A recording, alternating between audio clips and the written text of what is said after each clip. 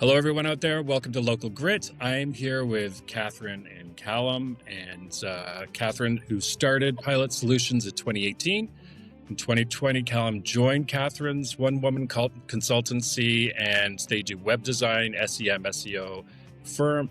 They're a firm here located in Hamilton. Welcome, guys. It's a miracle that we're all here. Thank you. We made it. We've had a lot of rescheduling issues with snow, my dumb brain, and car, and it's but we're here, and it's so great to have you guys on the show. Yeah, just tell us like how Pilot Solutions started. What was the problem in the market in 2018, Katherine, that you saw that you wanted to start? Because you come from a political science background, which is quite different. Yeah, by education, but it was very clear graduating in a recession that political science was not going to go very far. So I had a marketing role before this also. Nice. And Callum and I had moved to Hamilton, and I was commuting to Toronto to do said marketing job, and it was a lot of commuting. Yeah. Our perspective, it was less what problem did we see in the market and more we knew we wanted to own a business together, and what could we do that would support the lifestyle, the everything else that we wanted. And that obviously was what skills do we have?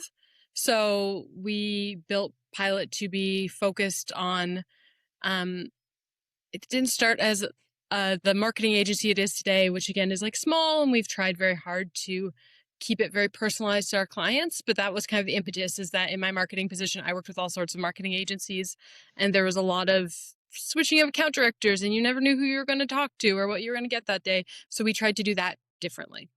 Yeah, no, consistency is so key. It's something that we do here at Footprints, is like, we want to make sure that the kids have the same teacher every week. And I think it says a lot to the quality of service and continuity. I work with Rachel, my wife, and it does take a special kind of relationship and commitment to work and live and grow a family together.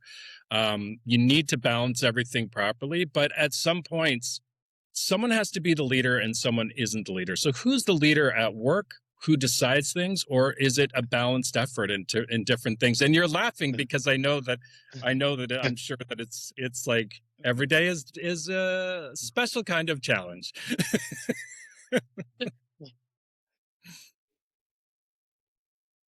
Oh, you want to ask? Yeah, that's fine. Yeah. I would say that we are leaders in different parts of our business, and that has worked well. Of course, we have little kids and we work together, and home is a whole different balance than work. But early in our company, I do think that we are lucky that we had this company before we had kids, and we were able to kind of figure out the dynamics of working together pre-kids, because I know a lot of people do that post-kids, and that's a whole other thing. Yeah. But at some point we just kind of had decision paralysis about everything, where both of us wanted to talk about everything, decide everything together. And at some point we did decide that I get to make those decisions. Like, my role is CEO, and Callum's role is different and very important too. But at the end of the day, I get to decide. Not without Callum's input, of course, but it has led to things being smoother, that we did kind of divide up who gets to decide what. And there are things that I don't decide at all. Like, when we hire people, that's not my decision, that's Callum's, and there's some other things. And anyway, Callum, what's your take on this? Yeah, I think like we had talked years ago, right, Katherine, when we first started Pilot, with some people who are working together, maybe not like partners in life and in business, but also just like, and so there was, I think one thing we had heard early was, we overlap a lot of the same tasks or responsibilities. And so it creates a little bit of a roadblock, and it's not clear who should be doing what, when those things should happen, who's the ultimate sort of decision maker or the backstop on that. And I think once we sat down and went, okay, Katherine is like CEO, this is her business, right? She's the real sort of like, if we're trying to point the big, massive boat towards an area, she sets that direction and the general guidelines of where we're going. my role in the company is a little bit below deck in making sure that execution, certain tactics, strategy, some of our contracting team are all rowing the boat in the same direction and making sure that we're executing on the things we're going to tell our clients that we're going to do and that we're well known for. And then I use all that feedback for Catherine to go, okay, here's roadblocks I'm hitting from a business development standpoint. How do we want to tackle this? And that's when we collaborate, I think, comes back. But ultimately, the big business decisions come from Catherine's smart brain.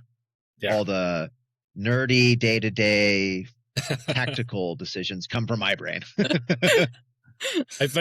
We found that there were certain skills that I was good at and certain skills that Rachel was good at, and the one thing that she was much better at was with hiring and how the classroom should work, how it should be arranged, what should be there, and so it's I have to admit I get stubborn about it because it's just like no, and it does create conflicts which a lot of people don't see.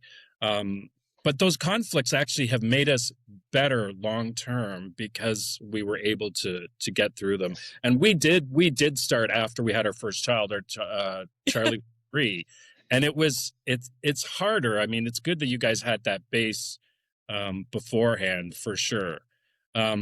So, like, Callum, let me ask you this then: how would you define success for your clients that goes beyond the revenue metrics? What's something that you would say? Yeah, so I think within the two types of client profiles that we work with, right, Catherine, like we do a lot of agency support, and then we also have our own clients too. We look at those success parameters a little differently.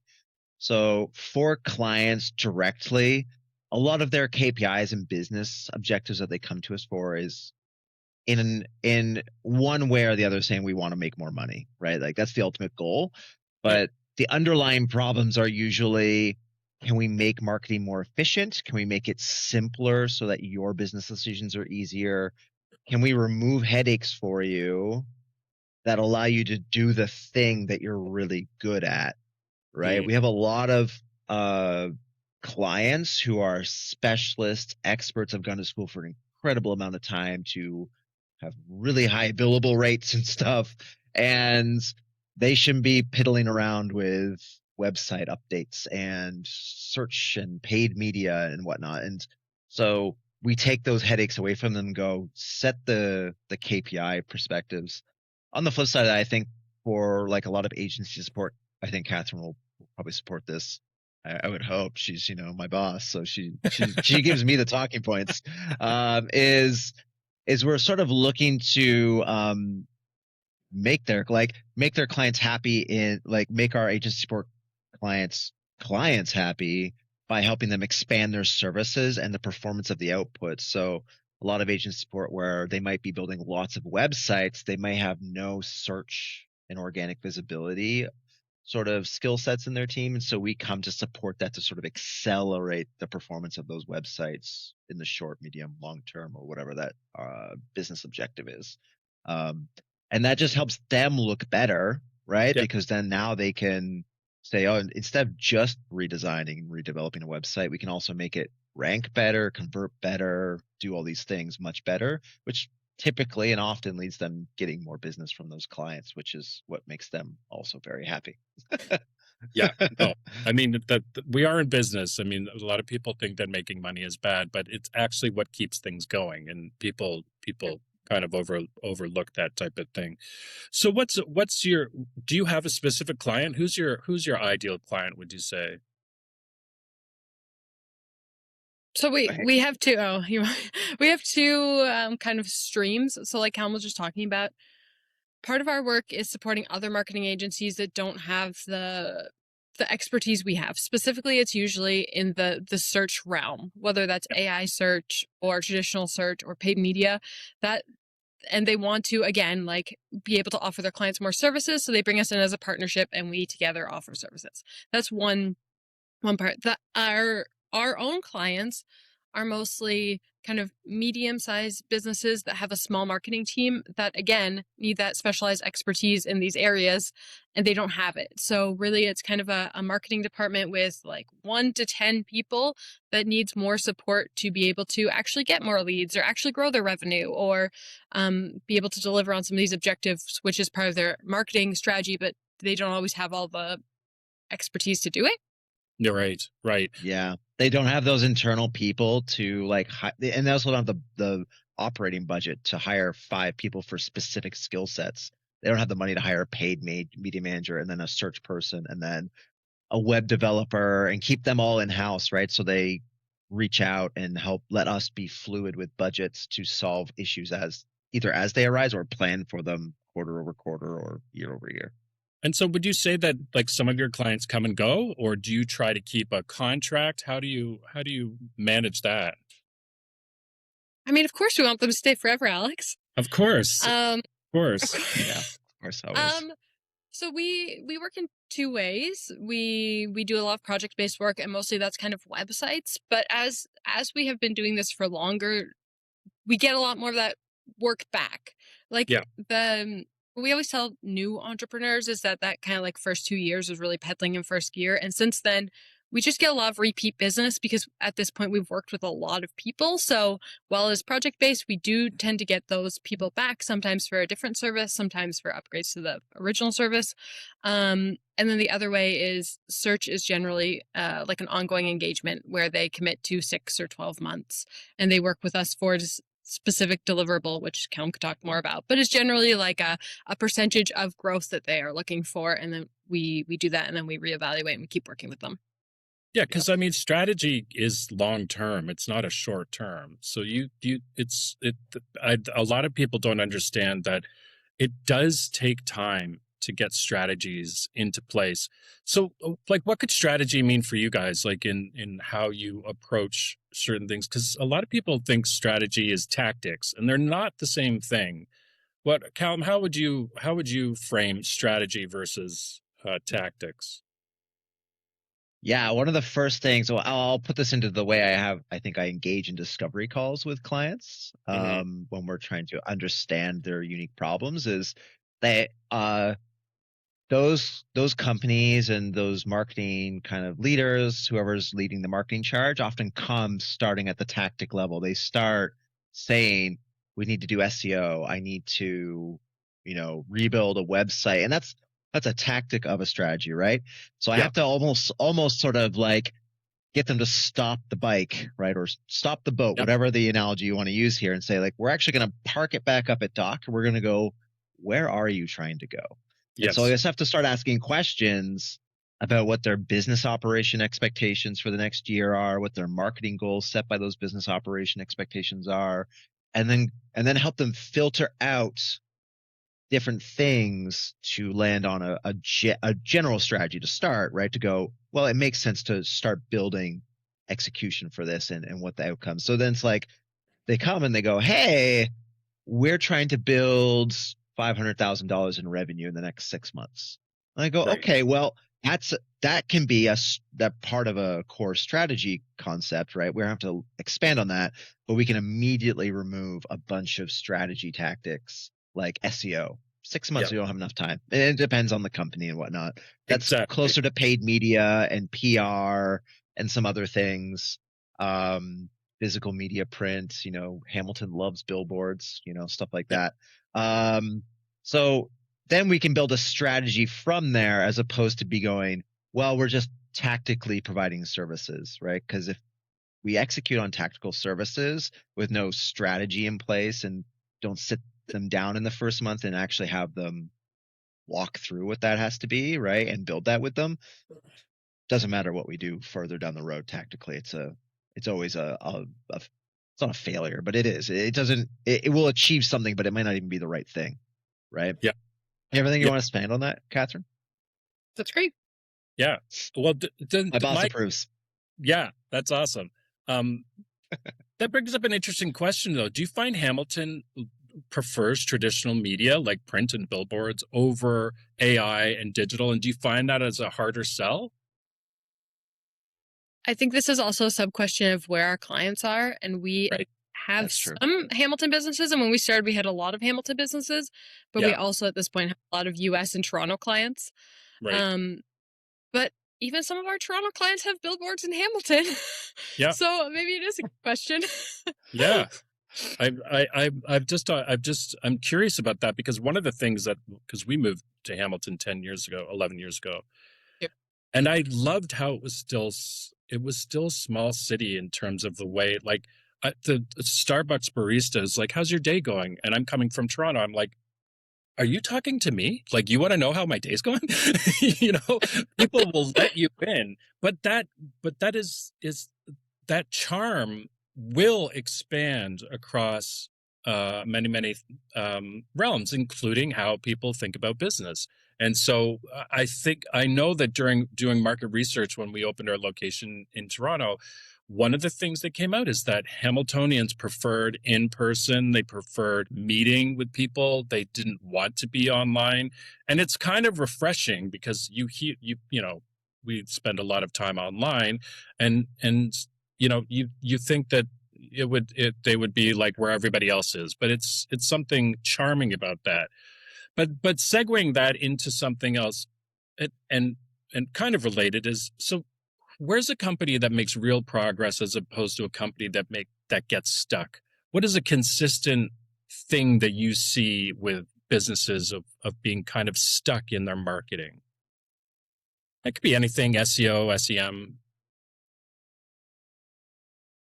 Do you want Catherine, to that's start on that, Catherine, or do you want me to jump in? Callum, I think that's really like very much in your realm. Yeah, I think there's maybe two things that I think we see a lot is one, companies will try to put all of their eggs in one basket of a marketing execution, right? So yeah, they'll come and go, everything has to be searched. Like, oh, we got to be number one on Google for like everything. yeah, And I go, okay, well, and then when we ask about business objectives and other KPIs, it's really clear that that's not the only, like maybe SEO or maybe paid media are not the only tools that would help achieve it. But because they've heard or seen or just see their competitors, what they perceive just doing this one thing, they get locked into this really narrow kind of bull focus, right? Seeing the flying like flag in their face, and they just in want there, to charge at that. yeah, Yeah. And so we see this with like a lot of companies where they're like national franchises where there's like dozens and dozens across Canada and with yeah, locations, and they go, oh, we've got to be like number one for this search item. And I go, well, map packs are also really important for like a hyper local, like this service near me. yeah, And they go, okay, we'll get there. And I'm like, okay, but to get there, you need to build reviews, right? That's like a right, massive indicator.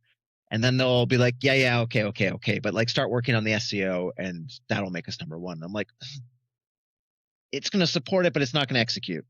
yeah, I think the kind of the second way that they get sort of locked, it's kind of the same in a sense. I want to think about that maybe for a second. Maybe Catherine has one and you can jump back to me. I got too excited about that first point. yeah. No, I I want mean, It's to a great formulate point. that. It's a great point. Yeah, yeah, I think the same thing is just websites. I think we see it the most in websites, which is people just get stuck on. You see it across the board. We don't work with solopreneurs or new business owners anymore, but you see it there. People just yeah, think that they got to get up a website and they can start their business. You see it in established business where they just like have a prettier website that looks like their competitor and they think build it and they will come, and build it and they will not come. yeah, So I think that that's a lot of where we see it. Like that particular deliverable, unless you have like more thought around and a bigger strategy around why do you want the website? How are people going to get to the website? How is that website going to convert people into actual leads? Like there's just all that the website's a real sticking point. And we build websites. We believe in websites. We think that you need a well-structured website and the whole thing is important, but there needs to be more than just website. yeah. And I think Yeah. you hit on something really important there, is that whether it's functional or pretty. And I have been, obviously we're all, I think it's just human nature to see something. It's like, wow, that website's amazing. But then when you start navigating, you're like, I can't find anything that I need on this website. And so there's something to be said about being very, very specific as to what the client wants, where they're going to find it, and how they're going to execute it. And I'm sure you guys have done this in a way, but I've used Hotjar, which just records how people look at your website. And when I saw that, I was like, wow, people are not reading my beautifully worded things. They're just scrolling until they find something that catches them. So you need to strategically place things. Callum, were you going to add something in there? I think. Yeah, and this is actually funny because this is like sort of the point I was thinking about how I wanted to say it out loud Yep. is, and I had this actual call last night, yesterday, in the discovery call, and it was centered around this sort of we were talking about websites, and they were saying, oh, we don't get people converting, like signing up on our website. Yeah. And they were talking about building a new website.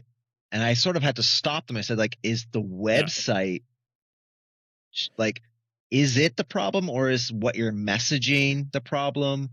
And are the people you're trying to attract to the website the problem? Yeah. And is the website causing more headaches than when they like started, right? And this is the one thing I think because Catherine's office actually up in our space here is actually just over there. So she hears all of the discovery calls that go on. Yeah. And the one thing she probably hears me honk about all the time is, because the internet is a wild west, Alex, right? There's Yeah. no rules. You can build a website, you can build a platform, an app any way you want as long as it launches. Is Yep. that there's no rules and there's no standard for how someone's going to, like, every time you get into a car in North America, the Yeah. steering wheel's on the left side, the seatbelt's Right. there, the seat, the gas pedal and the brake are in the same place. There's Yeah. no rules about a website, right? Yep. So you then get into this situation where people make these really flashy, very cool websites that do all sorts of really fun things. Yeah. But someone's coming to your website with a headache that they want to solve and Yeah. want to give someone money, time, energy to. And you create more headaches by distracting them. Yeah. Right? It's like the friction piece, right? Like you're trying to make as little friction between like you and 100%. booking as Exactly. possible. And people like to put a lot of friction between those because they think people want more information than they actually do, or like a whole plethora of reasons. Yeah, I mean, I've advised a lot of solopreneurs, and the one thing that they want to do is they want to put 47 things in their navigation because they think that that's really important. And I'm just like, you don't understand. You're confusing people. You're not guiding people. And it is interesting, and it's also industry specific. And a lot of 100%. people don't realize that. It's like, if what works in your friend's industry, because that's also the worst, people will get advice from their friends and hear things, might not work for your website.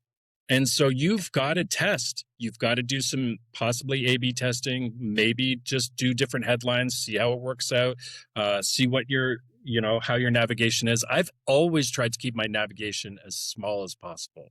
I just want you to be able to, like in our case, I just want a parent to book a class. That's all I want them to do.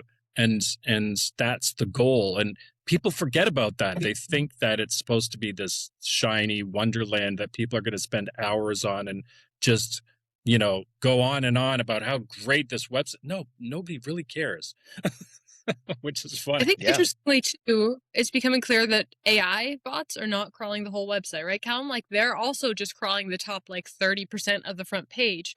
So Yeah. as people Yeah. like to really put lots of emphasis, especially in that bottom half, like no one is seeing it. Humans aren't seeing it. Bots aren't seeing it. It's a whole wasted effort. It's funny because I remember when I initially built my website for, I had a friend do it, and I used heat maps, and I was like, nobody's going past the fold, barely past the fold. So if that's the case, how can I get their attention as soon as possible and help them? And that's like your goal is. And people also just think that the website is just a business card, and that's not what it is. It is to get to a goal and to create some sort of engagement of some sort. That's the interesting thing. Like you had said, Alex, is like every industry sort of has different almost playbooks to ways Yeah. you'd want to use a website, right? Like for law firms, we get asked to build a lot of law firms where most often, because they're big enough, the goal isn't to be a lead generation driver. It's to be an authority sort of supporter, right? They're getting referrals from other firms, and these people come and they just want to make sure that the firm that they're being referred to is, can do the work that they need them to do, is recognized in their industry as experts in that field. They can see pictures of the lawyer and actually relate to them as humans, right? And so most of the time that there's no lead conversion elements, or besides a simple contact form if you get lost. But the most trafficked elements on those pages are people coming to the homepage, looking at the service, scrolling straight down to, or clicking into a bio section of a person they want to see because that's who they've been referred to. And then they're either clicking the email button, or they're clicking the V card download, right? Or they're trying to reach out to them immediately through the phone, like click element, right? And that's the most but that's a completely different thing than a SaaS company or an app company or a local service, right? Where you need someone to book a free lesson or a consultation or whatever, right? You have different strategies and tactics inside that. And that's the first question. Like when we go through a new website project, is the first question in sitemap building is going like, if you had the opportunity to only allow someone to do one thing on this website, what is that priority? Right.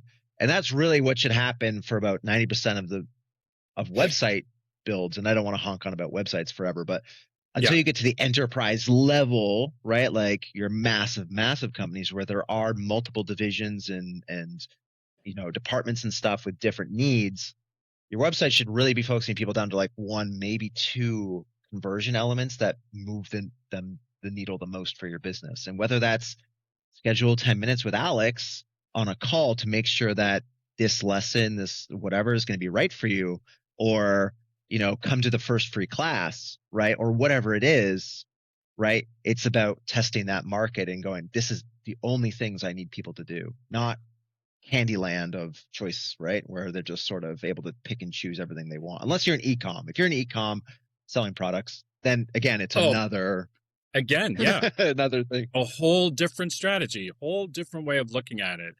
I mean, the website, the website talk is important because I think a lot of people get it kind of wrong and misunderstand. So I don't think you can spend too much time on websites, but I do have a question that follows up to that. So let's think of a time that when you think of a time, I hate this weird question. Anyways, think of a time that you were, anyways, can you share a time when, your client engagement didn't go so well and what you learned from it, what you learned from the errors that you have? And Catherine, I'll throw that to you.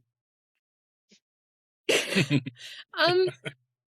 think like every small business, when you're starting, you need clients and you're kind of testing things out. I think it takes a long time to get the confidence to, when you see a red flag, actually say, no, we don't want this business. Like, I think that stage of business where you can turn down clients, customers, whatever you want to call them. It takes a while to get to, and it took us a while to get to. And then what we have done is, as we have grown and established ourselves, is each of these times when something has been like really a red flag that either we ignored or maybe we just didn't see that it was a red flag to begin with, we have through time made a list of like, if we see these things, we won't engage in this. Like, this is not a good client for us. And I think that it's like when you go to a job interview and you think that you're being interviewed, but actually it's going both directions. Like we don't want to work with someone who's not a good client for us either, because we want them to be happy and get results. And there are all sorts of reasons why that might not happen. So yeah, we have definitely had client engagements not go as planned. And I think from our perspective, that's how do we make them happy, but also stand our ground and be able to kind of end this on a pleasant note, but not stay engagement that doesn't work for either side. It's mitigating. I think it's like, right? You need to have certain expectations, and I remember writing a 47 paragraph reply as to someone as to why this is our return policy and why we don't have one. And then at the end of the day, I was like, I'm spending so much time on this one thing, and I just deleted it all. It's like, this is our policy. And sometimes you just have to be that blunt. Callum, sorry, I interrupted you there. No, it's okay. I was just gonna say, like, there's even been projects where red flags have arisen, I Yep. suppose, where everyone, I think, like, every time we get asked this question, people frame it in like when did you have a client engagement didn't go as planned, and that sort of didn't go as planned is like, I think, framed as like failure, like we didn't execute on the thing we were hired to do. But we have had projects, especially much earlier, I think, in Pilot's life, where we were actually getting to the result that we wanted, right? Or at least on the pathway there. But then one red flag might be the client becomes even more needy as we get closer to the success, right? Over like maybe a search project. And so they're starting to call us like at all hours, or they're trying to like, we have very strict policies about emails and calls and like follow up and reporting and stuff. And we have to kind of say, hey, we're executing. If we need Yep. to change the agreement for more engagement, that's fine. But we Right. can't, like, you're asking us to build a small boat, right, of success, but you're sort of coming at us asking for the yacht. And so Right. this has been a great engagement. We're either at what you're expecting or we're getting there based on the timeline. But now we're getting into all this like soft stuff, I think, which is a red flag, as like we don't like to be yelled at. We don't like emails that accuse us of lying. We don't like, How there's dare lots you? of red flags out there. And that's, I think, like also important, is to say, even if you're being successful with that client, there's a bunch of other red flags that could mean you need to sort of very amicably go, hey, this is just going to be the end for us at this month. We'll help you transition to a new marketing partner, right? It's not, I mean, and if you fail, sometimes you do fail, and you got to own up to that, right? And then, and that's a failure. But We're all human. you can succeed and also still need to sort of let that client go, because there's red flags in that space. That's an important part. And one, just to add on to that, how do you navigate the companies that don't want to do their own internal changes and kind of put everything on you guys? Oh, there, I see you've dealt with that before. I think that we try and start all these relationships from like a very honest perspective. One, about like what is feasible, because that's the other thing, is some people, their friend or their internet or somewhere has told them that like they can get these crazy results, which is also most of our clients have worked with a marketing agency in some capacity before, like that. They have some experience, whether that's been good or bad. It goes both directions. But we try and be very clear, but that still doesn't always solve the problem of what to do when we are very clear and it still doesn't lead to results. Callum, do you have like a internal changes and no one is happy answer? Yeah. I think the biggest roadblock is, like, especially when we do a lot of search audits, right, Catherine? And we can lay out a roadmap for a company, for a client, as part of a larger project, like they're doing a website restructure, or they just simply want to know where their visibility is at.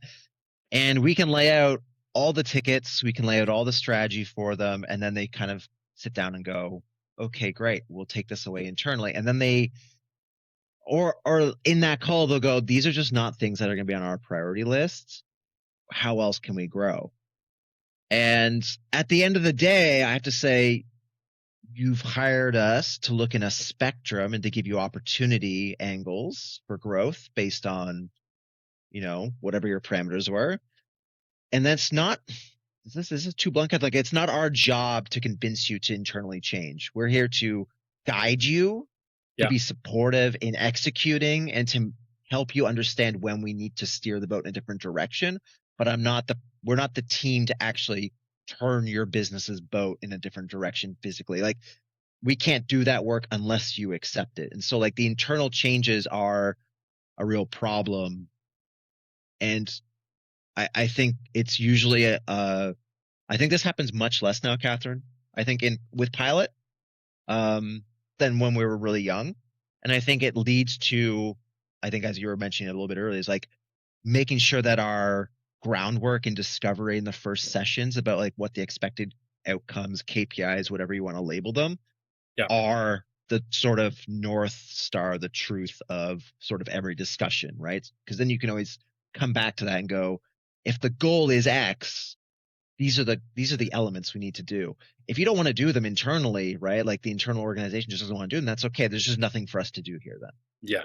And that's again another red flag almost going back, right? Is like, it's one thing to be like, we're open to doing all these things. Then you get into like the audit call, right? And go, Yep. okay, these are all the things we're going to have to plan out for the year. And they go, no, we're not going to do that. That's a red flag, right? Yeah. Because they've now just 180'd on you after doing Right. sort of all the prep work.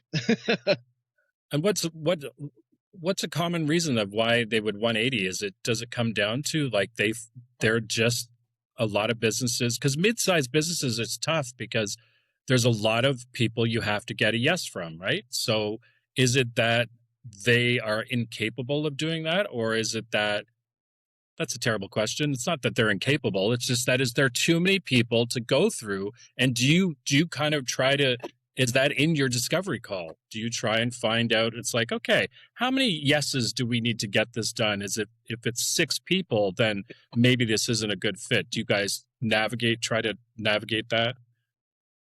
Yeah, I mean, we also, because that like chain of command is also who's going to approve our proposal. Like, it's not just who's going to do that decision. It's like who's going to decide ultimately to work with us or not, and like how many meetings do we have to go through with everybody.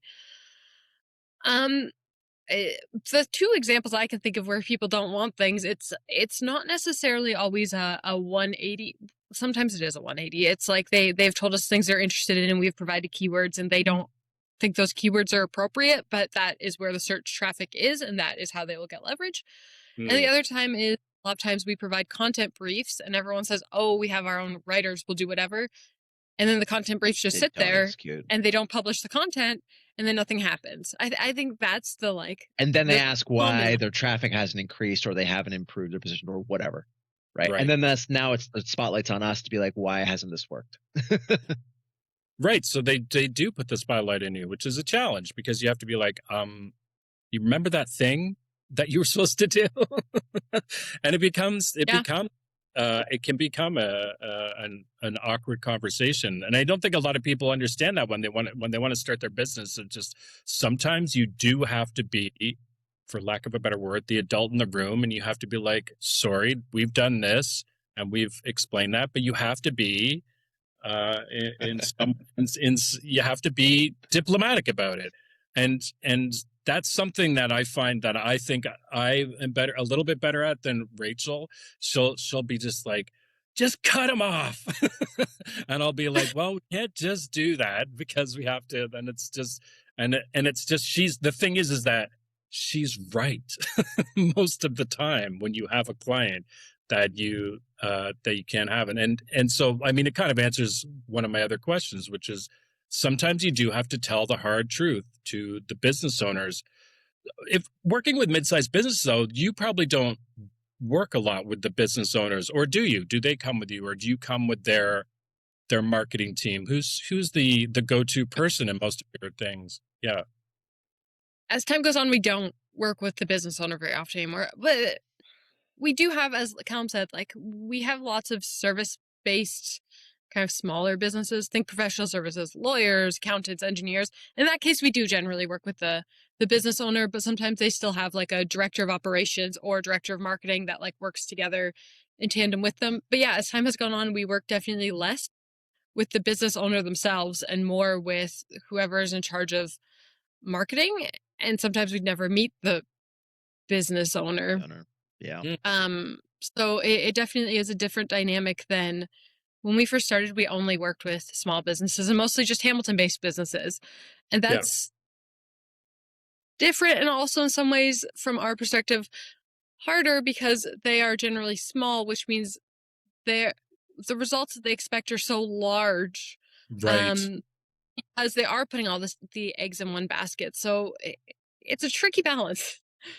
Yeah, first, absolutely. Now, would you say, in terms of, we talked a lot about websites, but there's obviously lots of other things that Pilot does, and what would you say is something that is overlooked, that a lot of small business overlooks, but actually has a lot of power? We recently went somewhere to get coffee, a local coffee shop, which we Yep. know the owner of, and we're Yep. talking to said local coffee shop who needs more business. Yep. And we said something about their Google reviews and that they should respond to said Google reviews. And Oh, this coffee shop owner said, I don't like doing that. We said, but you want to be the number one coffee shop in the area, right? And he was like, yeah, of course I want to be the number one coffee shop in the area. We're like, well, There Google you are. reviews. Um, so I interesting. think it's all things like that. Like it's little things that sometimes it's just like, well, I don't like doing that. I don't like doing. We don't do social media, but like I don't like doing social media. I don't like doing my website. Like Yeah. doesn't matter. Some of these things Yeah. are really important. Like if your goal is that someone goes onto Google and searches coffee and like the map pack loads you as number one suggestion, Yeah. you better respond to every single review you've gotten because you need Google to know that you're active on that platform and responding to people who leave you reviews. I'm sure It Callum has is. other things. It's an easy So win. That is an easy win. Replying to Google reviews, and something that I've come up with in my own thing is I would rather have a negative review than not a review. And yeah. I explain it like this. At least with a negative review, you understand where you stand with this person. The negative review could be unrealistic. It could be like we got a negative review from a man who's never taken lessons with us, and he gave us a 1-star review, right? So I replied back to that person. I was like, "Thank you for taking the time to review." And it just makes you look like a hero because you're like, I'm thanking him for it because I was like, he took the time to do that. I was like, you've never taken a lesson with us. Can you explain to me what it is that went wrong? Because at the very end, he could reply and say, you know what? I went to your website and I couldn't book a lesson. I found it difficult. That is gold information that you're getting from a client. Whereas the person who doesn't leave a review could be upset and angry for whatever their experience was with you. Then they go and tell all of their friends that, and now you have no idea what's going wrong. And I think Yeah. that is something that is gold. I hate doing social media, but I'm forcing myself to do it because I know that when Gary Vaynerchuk says it's the number one thing to do, it's the thing that you should probably do. He knows something. Whether you agree or Gary disagree Vee, with him, yeah. he kind of knows something about marketing. And so I push myself. Callum, you were going to add on to that too with something. Yeah, I was just gonna like back on top of like that one about our friend, the coffee shop owner. And this is a very common one, even just for local service businesses and even new search like it does surprise me the amount and number of companies who sort of shy away from building citation. Google Business Profile is one part of search, as like someone types in some coffee near me and a map pack shows up, but it's also citation, and it's linking all these search engines to understand the website to a business location and whatnot. But the number of law firms, service-based businesses who shy away from Google Business Profiles and reviews because they're worried that someone's going to leave a negative review is curious to me. And for the same reasons you say, like, at least you can respond to it, right? Yep. You can always, Callum left a review for 1 star. Cal, you've never taken a guitar lesson here. Yeah. We would love to know more. Maybe you had a problem with our website. Get back to me. That is a much more positive customer signal to someone to see that, to go, oh, maybe Alex's website's having trouble with the contact form. I'll just call him instead. And I'm going to ignore this 1-star review. The other thing is there's lots of research out there that say like people don't expect companies to have 5,000 5-star reviews, right? Right. Like eventually someone's going to be upset about something. Yeah.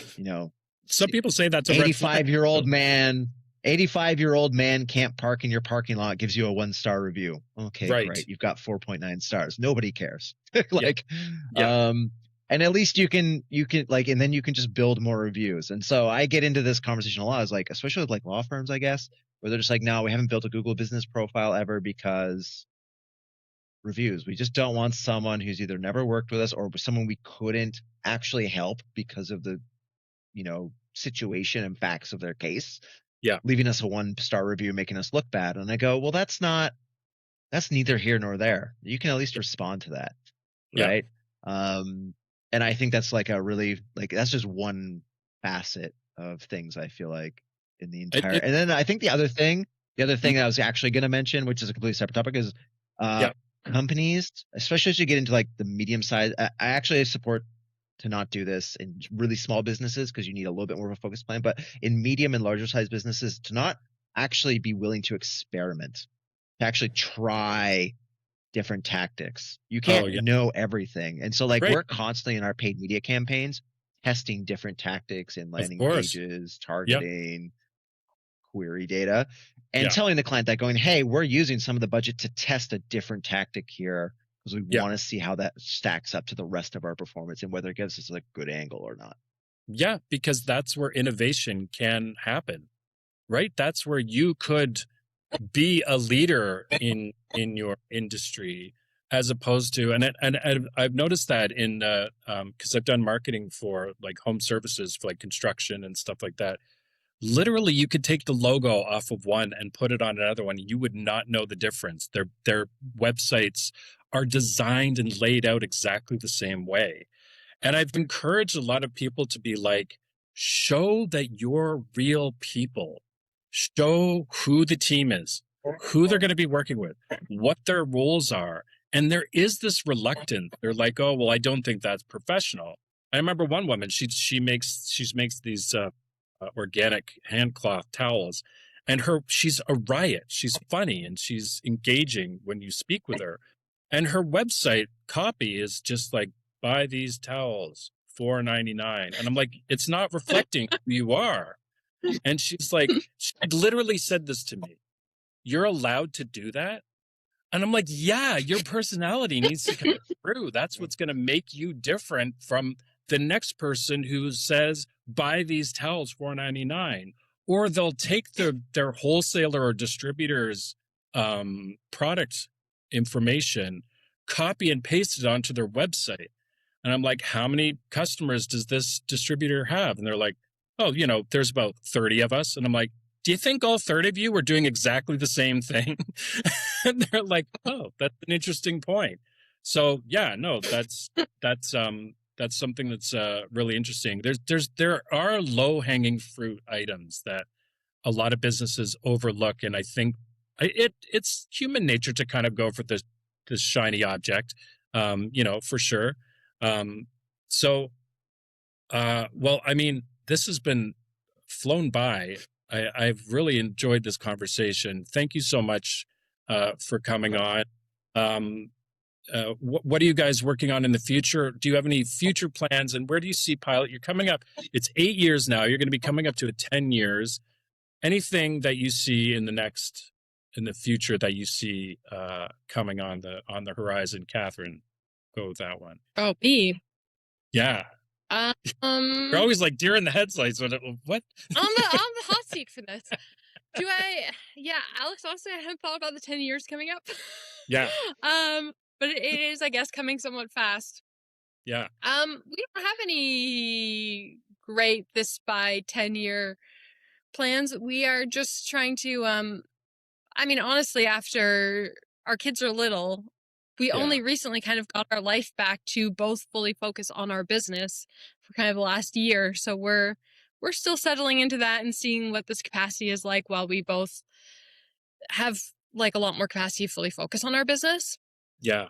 Callum, do you have any great 10-year plans?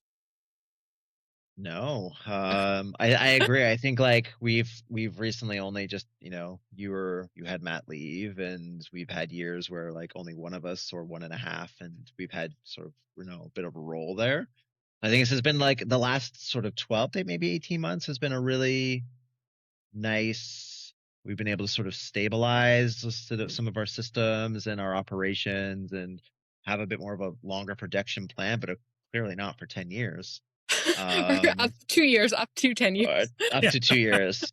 I don't know. I don't think so. I think like we're really just looking. We're really like we build out every year and we go from there.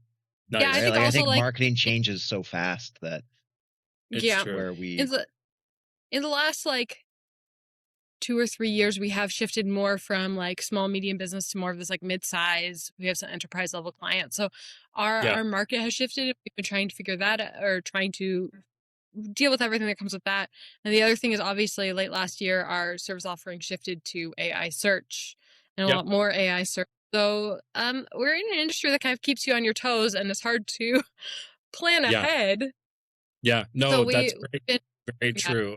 And also, Yeah. just you guys are heroes for being family and work together. Trust me, going through it is way different. And I'm not saying that it's a competition, but our life is harder than people who don't have kids and trying to run their business. It really is. It really is something that is challenging. So I commend you guys both for that, for sure. Awesome. Well, We're glad Thankfully, to hear.